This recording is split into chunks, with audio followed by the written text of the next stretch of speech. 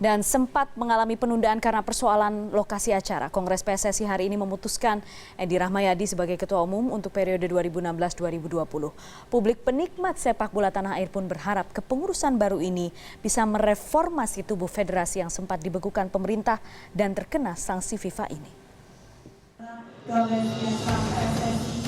Setelah melewati pembekuan oleh pemerintah dan terkena sanksi FIFA, Kongres PSSI resmi digelar Kamis ini di Ancol, Jakarta Utara. Kongres PSSI ini dihadiri perwakilan FIFA, AFC, dan Kemenpora. Kongres ini memutuskan Edi Rahmayadi sebagai Ketua Umum PSSI periode 2016-2020. Edi yang juga menjabat Pangkostrat ini unggul mutlak dengan 76 suara. Mengalahkan calon lainnya, Muldoko dengan 23 suara dan Edi Rumpoko 1 suara. 3 calon lainnya, Kurniawan Dwi Yulianto, Benhard Limbong, dan Sarman El Hakim tidak mendapatkan suara dalam Kongres. Kemenangan ini adalah kemenangan persepak bolaan di Indonesia ini. Ke depan, dari mulai waktu yang sangat singkat, kita akan berhadapan yang dinamakan FFC. AFC, AFF, 2017 Asian Games, SEA Games, 2018 Asian Games, tapi insya Allah di 2024 kita 2022 di situ ada pra Olimpiade, insya Allah di 2024 kita sudah bisa berkiprah. Kongres yang sempat ditunda beberapa waktu karena perdebatan soal tempat penyelenggaraan ini juga sempat berlangsung panas. Semula ada 9 calon ketua umum PSSI, namun Tony Apriliani dan Erwin Aksa mengundurkan diri saat terakhir jelang pemilihan dilaksanakan. Sementara 1 calon lainnya, Johar Arifin, dicoret dari daftar calon ketua setelah mayoritas memegang suara di Kongres membatalkan pemutihan sanksi. Johar Arifin bersama 5 nama lain yang terlibat dalam kepengurusan lama masuk daftar hukuman PSSI yang terkena sanksi FIFA. Dengan terpilihnya ketua umum baru, pemerintah berharap momentum ini bisa menjadi pintu masuk bagi PSSI untuk berubah ke arah yang lebih baik. Harapannya adalah sampai berakhirnya Kongres hari ini harus lancar, sukses, tidak ada kendala. Bahwasanya ada pernik-pernik dinamika persaingan itu wajar. Tapi siapapun yang terpilih, itu harapannya adalah bisa melakukan konsolidasi. Harapan juga datang dari para pecinta sepak bola yang menginginkan PSSI yang baru benar-benar bersih dari politisasi dan mafia sepak bola. Kalau kedepannya pasti oke, tapi masalahnya kedepannya tuh setahun lagi, 2 tahun lagi, 5 tahun, 50 tahun lagi. Itu pasti oke, karena Indonesia itu negara yang cinta sepak bola. Kalau dulu itu hanya bahas, nggak tahu sekarang. Jadi semua orang senang bola, semua orang bisa bola, tapi nggak ada yang bisa ngurus. Kedepannya harus ada pengurus, mungkin dari orang-orang yang sama sekali nggak ada urusannya dengan PSSI sekarang. Tapi kedepannya karena Indonesia pasti maju, PSSI juga akan maju. Kita tunggu saja apakah rentetan masalah yang terjadi di PSSI selama ini bisa terjawab dengan kepengurusan yang baru. Bagaimanapun, masyarakat Indonesia menantikan tim nasional dan kompetisi sepak bola yang tidak hanya bermutu, namun juga menghibur dan bebas dari kecurangan. Budi Adiputro, CNN Indonesia. PSSI siap merajut masa depan baru yang lebih cerah dan penuh prestasi bersama ketua umum baru. Akankah premis ini menjadi sebuah kenyataan? Itu masih premis.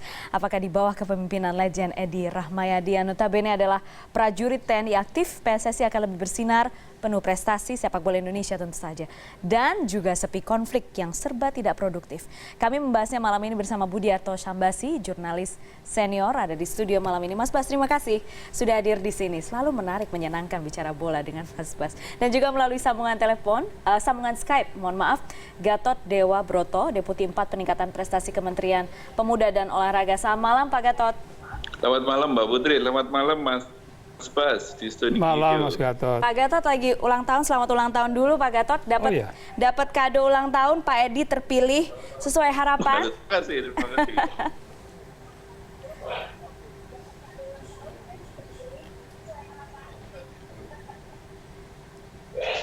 Iya Pak Gatot.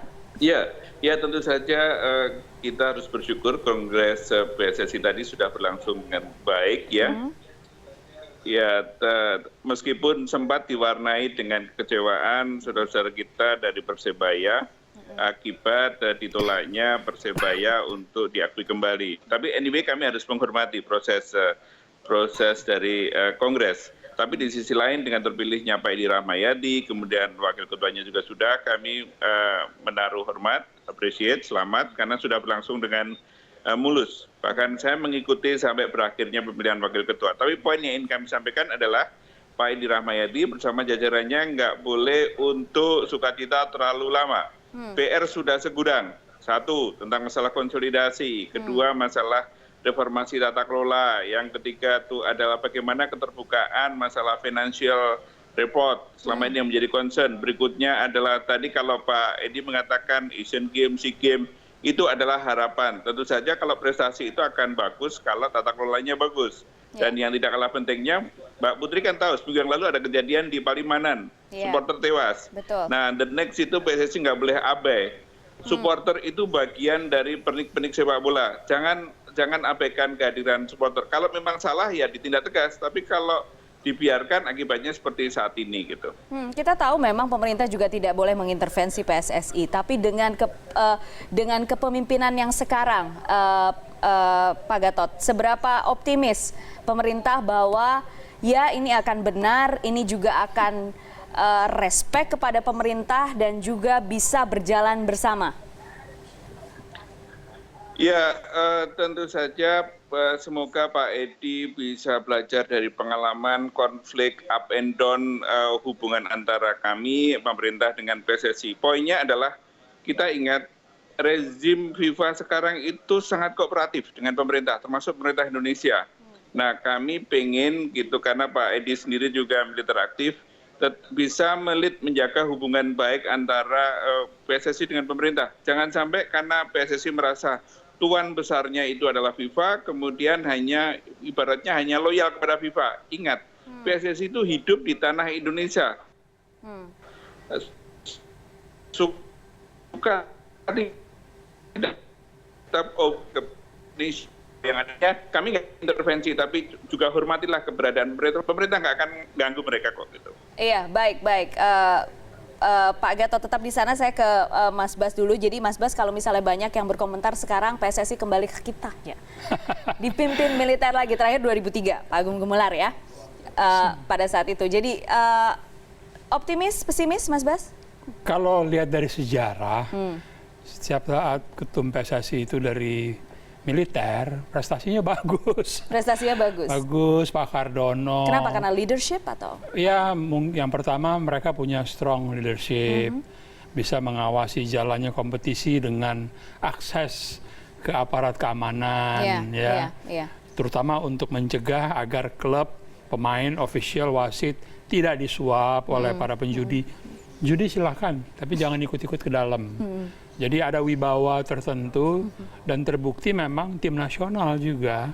Kalau Pak Cardono misalkan juara SEA Games lalu jadi perempat. Masa-masa indah sepak bola Indonesia. Semifinalis Asian Games 86.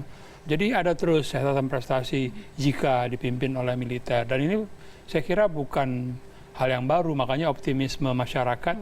Begitu lihat ada jenderal jadi ketum PSSI, semangatlah mereka. Semuanya langsung melihat ke sana. Apa karena berarti memang sudah lelah sama yang kemarin-kemarin berantem-berantem? Oh, kita udah 2009, berarti udah 7 tahun berantem terus. Kalau nggak salah 2009 Sipil itu mulai reformasi, lalu terjadi perpecahan, dualisme pengurus, dualisme kompetisi, terpilih Pak Johar Arifin, akhirnya balik ke rezim lama, terpilih Lanyala, ribut sampai kemarin, tahun lalu sanksi. Iya, kita sekarang jeda dulu, nanti kita masih akan membahas soal optimisme sepak bola Indonesia di tangan Ketua PSSI yang baru. Tetap bersama kami di Prime News.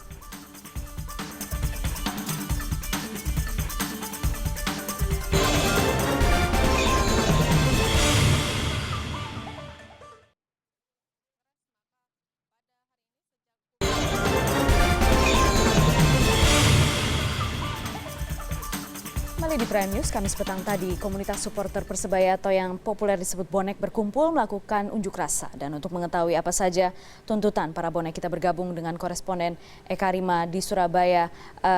Rima, apakah ini berkaitan dengan batalnya pencabutan pembekuan Persebaya di Kongres PSSI?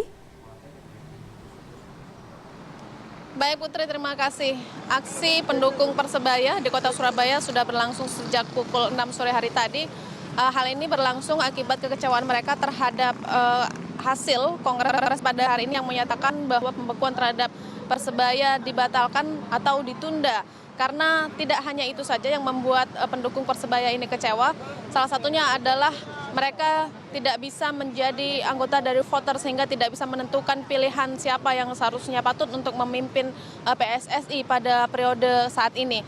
Dan pada hari ini pun sekitar pukul 6 hingga sekitar pukul 8 tadi mereka melakukan aksi secara bergantian, tidak terkoordinir maksud kami, sehingga banyak sekali aksi-aksi pendukung dari Persebaya sendiri yang mereka disebut juga dengan bonek. Mereka melakukan aksi mulai dari Jalan Raya Darmo, mereka melakukan jalan kaki dengan memenuhi jalan, satu ruas jalan, sehingga para pengguna jalan saat pukul 6 sore hari tadi pengguna jalan masih cukup penuh karena pada jam mereka pulang bekerja sehingga terhalang lalu lintasnya. Itu aksi yang pertama. Kemudian aksi yang kedua juga dilakukan di depan Gedung Negara Gerahadi sekitar pukul 17 atau sekitar pukul 19 maksud kami. Mereka melakukan aksi sekitar 40 menit.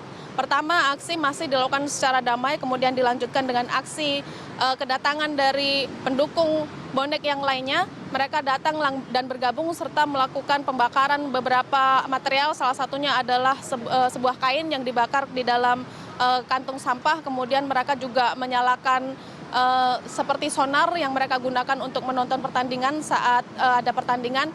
Itu juga memicu aksi keributan antar pendukung Persebaya sendiri dan mereka melakukan teriakan-teriakan atau dukungan-dukungan untuk meminta pertanggungjawaban dari pemerintah Provinsi Jawa Timur serta meminta pertanggungjawaban dari pemerintah Kota Surabaya karena yang selama ini mereka berjanji akan mendukung Persebaya 27 untuk menuntut hak-hak mereka.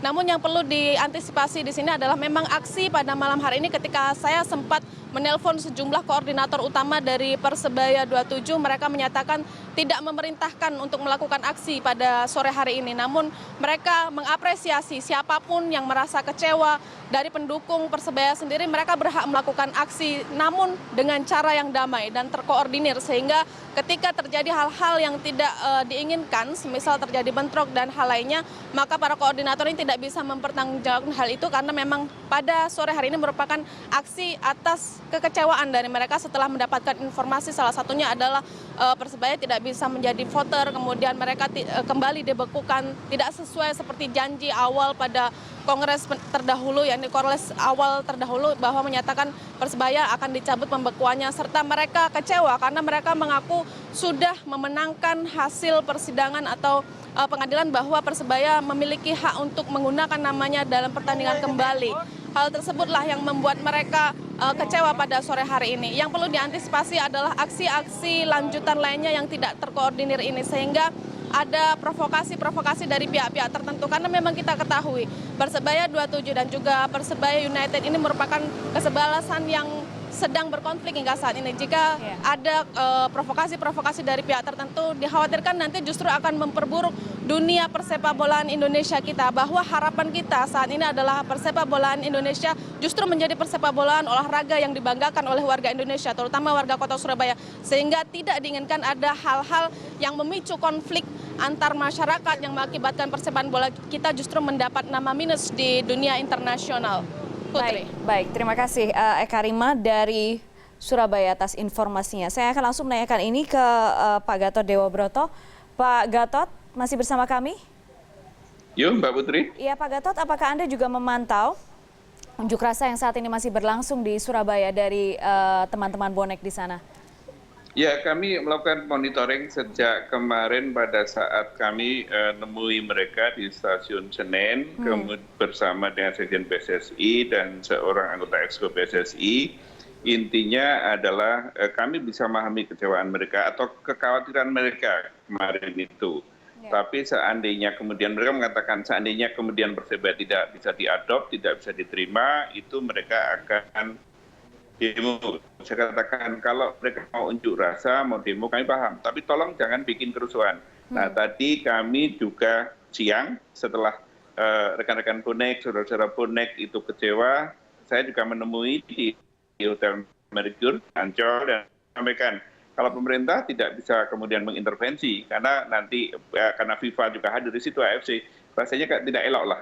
Tetapi pada sisi lain tentu saja tadi sudah ada pesan dari Pak Menpora, nanti di era ketua yang baru ini kami akan melakukan koordinasi. At least tadi di statement kami kepada media kami katakan semoga Pak Edi segera secara informal itu bisa mengundang rekonsiliasi dengan mereka. Meskipun untuk mengangkat kembali itu harus menunggu kepada Kongres. Karena memang prosedurnya seperti itu. Sekali lagi kami menghimbau pada rekan-rekan bonek, mohon sabar, kekecewaan bisa kami pahami. Tapi tolong jangan membuat keonaran atau kerusuhan. Gitu. Iya, mereka harus bersabar sampai Januari ya, Kongres terdekat ya Pak Gatot ya? Iya, seharusnya itu tadi sudah tinggal ketok palu saja. Karena persoalannya adalah sudah diadop, sudah masuk agenda, dan sudah dijanjikan oleh Pak Hinca pada tanggal 3 Agustus yang lalu. Sesungguhnya itu semuanya sudah mulus. Saya sendiri juga di luar perkiraan, kenapa bisa begitu. Makanya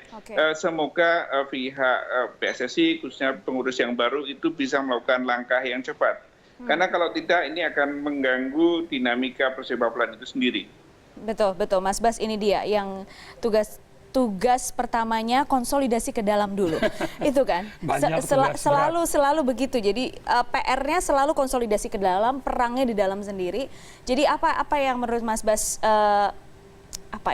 mesti segera diambil yang paling cepat lah, besok atau 2 hari lagi? Agak susah, kecuali menunggu Kongres. Menunggu Kongres. Tapi bisakah misalnya Pak Edi, ketua PSSI yang baru, mendatangkan mereka, diajak bicara, semua orang bisa diajak bicara bisa, kan, pendekatan kultural. Ya. Karena ini bonek dan Persebaya itu entitas sepak bola salah satu yang tertua, yang punya nama, punya gengsi. Jadi mereka merasa harus didatangi, kira-kira begitulah. Dan Pak Edi saya kira punya kesempatan untuk mendatangi, lalu berbicara dari hati ke hati. Ini bukan persoalan penting kok. Tunggu sampai Januari, nggak usah bikin kerusuhan di mana-mana lah. Bisa lah ya. Bisa. Saya optimistis. Saya justru ingin menekankan PR banyak itu memang bukan hanya persoalan Persebaya dan membutuhkan pekerjaan, waktu, tenaga, dan dana yang cukup besar. Ini yang Pak Edi hadapi ini bukan masalah gampang. Optimisme masyarakat memang sedang tinggi sekarang ini ya. Tapi setelah dipilih yang baru ya. Terpilih yang baru, tapi pada akhirnya penggemar ingin melihat prestasi timnas. Betul. Dia nggak peduli siapa yang terpilih jadi ketum, kalau timnasnya bagus pasti senang. Iya. Ya kan? Dan itu yang terdekat AFF. Ini November ya. Bulan ini hari-hari inilah. 19 November lagi. mulainya. Dan saya melihat di televisi pertandingan uji coba timnas bagus. Iya, waktu kemarin melawan Malaysia. Malaysia. Iya. Itu musuh bebuyutan kita tahu kan. Iya. Jadi ini yang harus lebih diprioritaskan daripada mengurus Persebaya, daripada mengurus hal-hal lain. Ini dulu lah. Iya. Kita harus tampil di arena AFF dengan sebaik-baiknya, kalau bisa jadi juara. Harus bisa. Itu keinginan kita. Jadi agak-agak ambisius ya, nggak apa-apa lah. Karena kan kita haus semua dengan prestasi. Dan pemain sudah capek lihat yang kemarin-kemarin. Iya. Harus diakui tampil bagus. Kemarin juga ceritanya ke Vietnam uji coba juga bagus tampilnya. Dan untuk timnas sendiri, kita sekarang bicara untuk timnas sendiri. Kan memang selama ini suara yang didengarkan juga tentu saja dari para pemain-pemain itu. Apa yang harus segera diambil langkahnya oleh Pak Edi, misalnya kayak seperti bayaran terlambat, misalnya klub-klub kita tahu beberapa ada yang begitu kemarin-kemarin. Jadi posisi PSSI sekarang yang benar-benar harus diperbaiki sekarang. Ya memang kalau ngomong soal klub ya, klub ini sumber masalah, tapi sumber penyelesaian juga.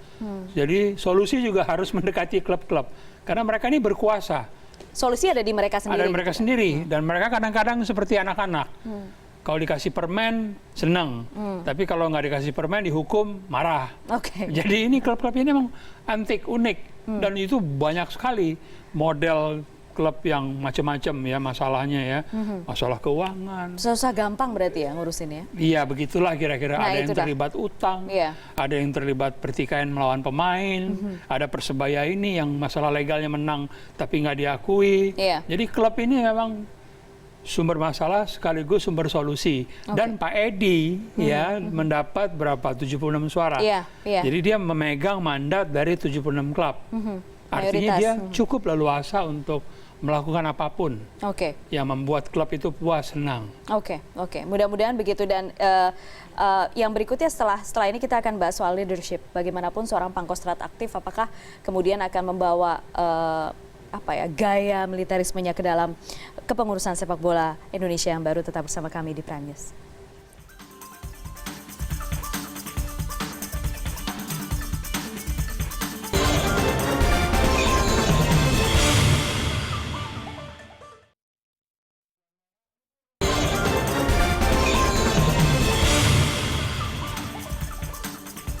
Masih di CNN Indonesia Prime News, masih dengan narasumber saya di studio Budiarto Sambasi, jurnalis senior.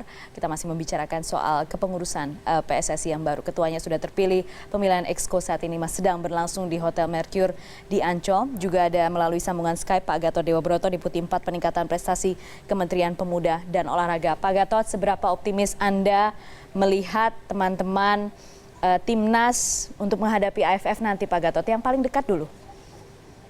Ya, seperti yang disampaikan Mas Bas tadi dan juga kami monitor dari pemberitaan, memang prestasi dari uji coba tim nasional cukup bagus ya. Masih ada kekurangan di beberapa sektor tertentu dan itu diakui oleh Alfred Riedel. Tapi poin yang ingin kami sampaikan adalah dengan keterbatasan persiapan yang sangat mepet, itu sudah menjadi potensi untuk, ya kalau untuk menjadi juara siapa sih yang tidak berharap ya, tapi kami realistis. Paling tidak bisa masuk di 3 besar itu sudah bagus, dan itu akan menjadi indikator, menjadi pertimbangan kami untuk nanti dicalonkan sebagai bagian dari kontingen Indonesia untuk SEA Games tahun 2017. Tapi poin yang ingin kami sampaikan adalah jangan sampai juga ada kejadian seperti sekarang. Saya dengar setiap tim itu hanya diloloskan 2 orang maksimal untuk bergabung di timnas.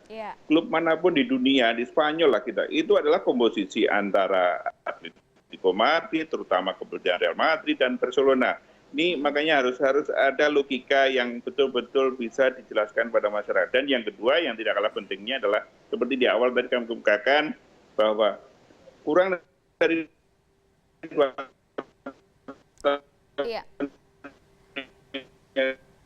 Iya Pak Gatot, mohon maaf, ada kendala teknis? Ikut memberikan andil, karena kalau tidak, ya rasanya kayaknya kurang lengkap. Karena sampai hari ini di Kemenpora, sepak bola bukan termasuk yang ditargetkan bisa meraih emas. Makanya itu menjadi tantangan bagi Pak Edi. Iya, supaya ditoleh lagi dan diberikan target emas, biasanya kalau diberi target gitu jadi challenge justru kan ya Pak Gatot ya? Iya, harapannya seperti itu. Memang culture kita itu culture yang kadang-kadang tuh harus di-pressure, nah baru itu ada outputnya. Iya, apalagi kalau mudah-mudahan seorang Pak Edi juga ketika di-pressure juga bisa ter-challenge dan juga memberikan hal yang baik. Itu juga mungkin sekarang harapannya Mas Bas ya? Apalagi Mas Bas selain itu? Ya, profesionalisme Pak Edi sebagai ketum memang layak diperhatikan ya. Dia bukan orang bola. Ya, dia bukan orang kaya, biasanya kan yang banyak uang, mau menghamburkan uang untuk bola ya. Ini benar-benar ya PNS lah ya, TNI yang memang harus memberikan waktu. Pertanyaannya, punya waktu nggak? Nah itu dia, sebagai seorang Pangkostrat, kemudian sekarang ketua PSSI. Harus bagi. Memang belum ada presiden ketum PSSI yang militer sesibuk Pak Gatot. Biasanya cuma sekmil, ya kan? Hal-hal yang kecil lah kira-kira ya. Sesibuk Pak Edi. Ya ini kan benar-benar Pangkostrat itu bukan jabatan main-main. Nah, untung ada Pak Joko Driono sebagai wakil ketum dan Pak Iwan Budianto ya. Ada 2 wakil ketum yang orang lama yang saya kira masih bisa mengawasi jalannya organisasi. Yang dibutuhkan dari Pak Gatot itu sosok kepemimpinan dia, ya terutama untuk menghadapi masalah-masalah klub tadi. Leadership-nya. Ini ada 100 lebih klub, macam-macam maunya. Itu yang harus dihadapi day to day basis. Ya, ini yang kita tunggu dari Pak Edi dan saya yakin bisa. Belum lagi bagaimana profesionalisme dari FIFA dan AFC yang menuntut Indonesia harus menerapkan atau melangsungkan kompetisi yang profesional. Yang 5 teori 5 aturan itulah kira-kira. judi, kemudian pengaturan skor apa semuanya segala macam. Itu juga harus itu juga mulai dari sekarang. Saya kira dari awal ini Pak Gatot memiliki tantangan khusus. Pak Edi. Selalu salah Pak Edi ini tantangan Pak Gatot didoain tuh Pak. ulang tahun ya. Jadi harus cepat-cepat mengambil tindakan preventif. Kan udah ada janji-janji dari pengurus terdahulu untuk melakukan pengusutan terhadap apa yang terjadi dengan sepak bola gajah, pengaturan skor, suap, dan lain-lain. Tapi kalau misalnya sekarang kondisinya seberapa parah? Kondisi persepak bolaan kita, mafianya, curang-curangnya. Parah sekali. 1 sampai 10, seberapa parah? Sudah berlangsung sejak awal 2000-an. Mengerikan memang. Ya puncaknya yang menjadi ajaib itu ketika sepak bola gajah. Iya, kita semua tahu. Gol ke gawang sendiri. Itu buat dunia itu udah keajaiban dalam sepak bola yang itu paling... jadi trending di media sosial di mana-mana, diketawain kita habis-habisan. Tapi itu pun juga kepengurusannya kemarin tidak belajar dari situ. Iya kan? Justru itu, memang ini masalah yang sudah cukup laten, pelik, dan saya kira memang harus mulai berani untuk mengusut, menyidik seperti dulu Pak Kardono. Banyak yang diusut sampai diajukan ke pengadilan, divonis, termasuk pemain, pemilik klub, pelatih. Ada yang dihukum seumur hidup. Berani kira-kira Pak Edi seperti itu? Nah itu yang harus ditiru saya kira.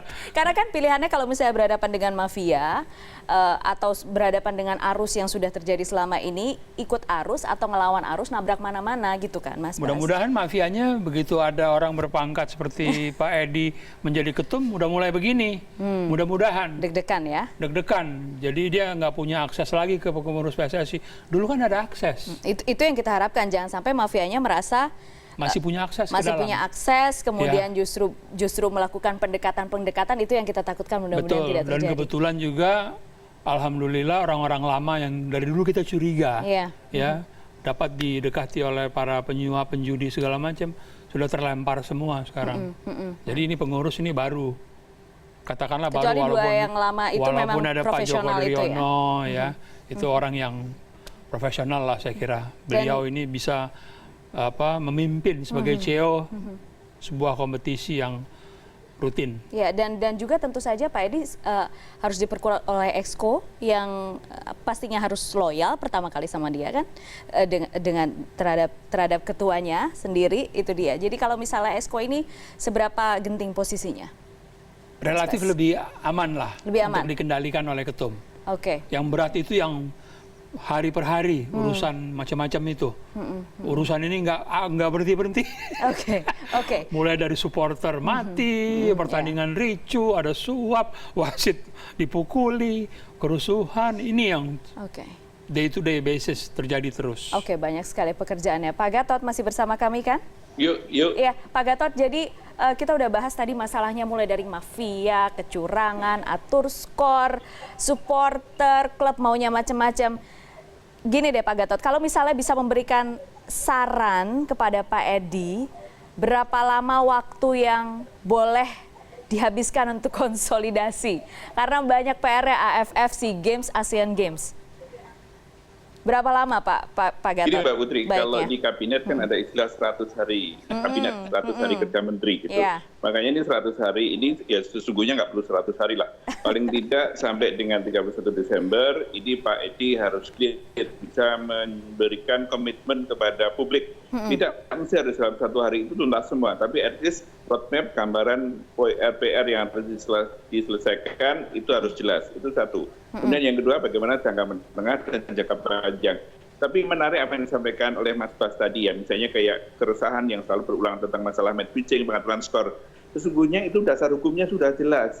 Di Statuta FIFA, di pasal 2, butir E jelas bahwa mafia sendiri itu against dengan match manipulation. Makanya kalau selama ini PSSI selalu mengagung-agungkan FIFA, ya harusnya juga tunduk kepada apa yang sudah digariskan oleh FIFA. Itu satu. Kemudian tadi Mas Bas juga mengemukakan hal yang menarik tentang masalah klub. Mungkin publik masih ingat para pemirsa CNN pada saat Bobby kami, yaitu Badan Olahraga Profesional Indonesia, melakukan verifikasi terhadap klub.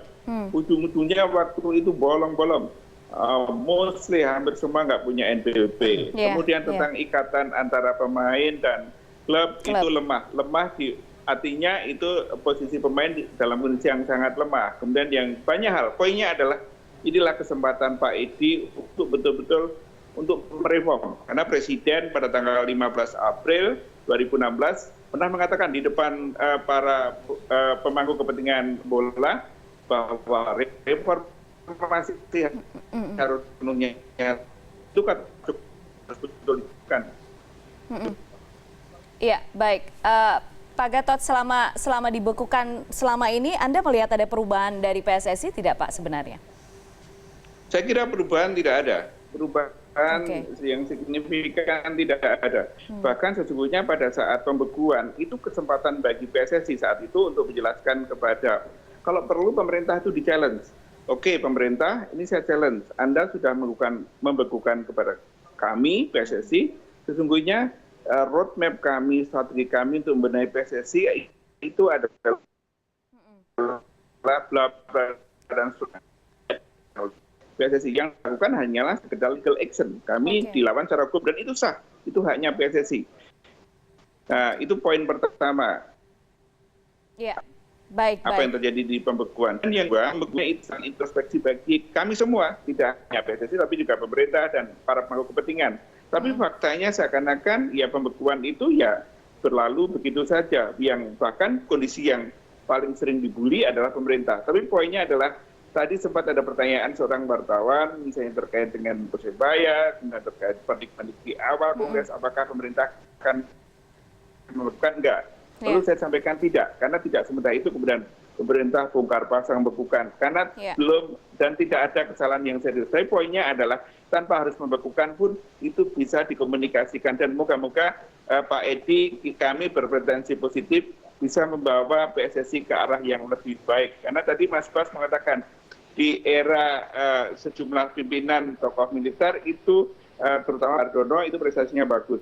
Dan saya yakin harapan kami kalau Pak Edi moga-moga betul-betul menjadi seorang pimpinan yang tegas dan punya leadership yang profesional. Oke, baik. Terima kasih Pak Gatot mengutip pernyataan Anda sebelumnya. Mbak Putri, jadi seremoni tidak boleh kelamaan ya Pak Gatot ya. Iya. Baik, terima kasih Pak Gatot Dewa Broto, Deputi 4 Peningkatan Prestasi Kementerian Pemuda dan Olahraga. Terakhir ke Mas Bas.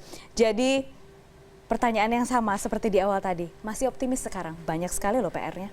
Ya, optimis. Saya optimis sekali.